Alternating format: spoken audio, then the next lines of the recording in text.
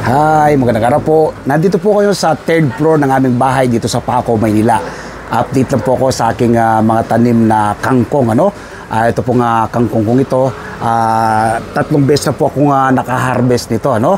Ginugupit ko lang po yung kanyang mga usbong. Tapos patuloy po siyang naglalabas ng usbong. Makikita niyo po ito.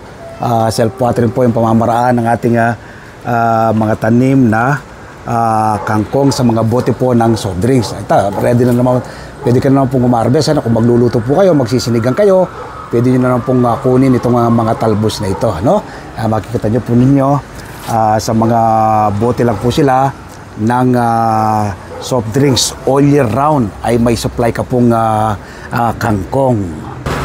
Yan po, ating mga tanim na kangkong sa mga bote ng mineral water, layer by layer po yung aking mga tanim, sa third floor po ito. Makikita po nyo sa bandang ilalim, may mga sasakyan po, tatanaw po ninyo.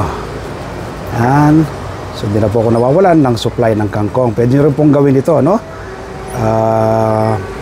makatitiyak ka ng masustansyang pagsasalon ng buong pamilya, makakatipid ka pa.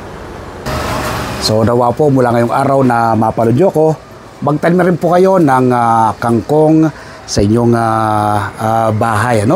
Wala kang space, wala kang garden. Ito po, sa mga bote lang po ng mineral water ay pwede po kayong magtanim.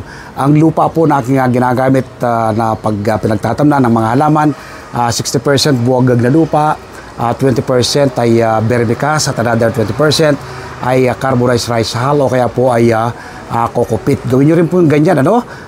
Meron ka na pong supply na kangkong. Lagi ko po sinasabi, bakit ka pa bibili kung pwede naman po kayong magtanim. Diba po, mula yung araw na mapanood ko, magtanim rin po kayo ng yung sariling pagkain tulad po ng kangkong at iba't ibang uri ng gulay at mga fruit bearing trees.